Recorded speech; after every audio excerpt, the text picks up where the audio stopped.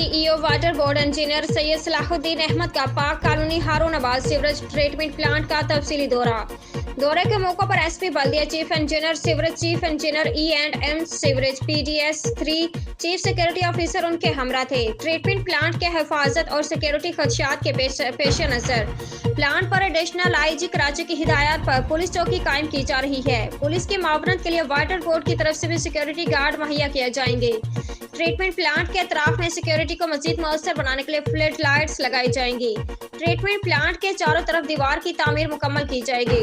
Treatment plant में दोबारा किसी भी किस्म की चोरी या गफलत बर्दाश्त नहीं की जाएगी। वाटर बोर्ड के अराज़ी और तनसीबात पर किसी को चोरी या कब्जा करने की इजाजत नहीं दी जाएगी। ट्रीटमेंट प्लांट पर चोरी में मुलविस मुलजमान किसी भी राहत के मुस्तहिक नहीं है। चोरी में मुलविस मुलजमान को कैफरे किरदार तक पहुँचाने के लिए उनके खिलाफ सख्त कानूनी कार्रवाई की जाएगी। इंजीनियर सैयद सलाहुद्दीन अहमद। उम्दा में पकाएं और जी भर के खाएं।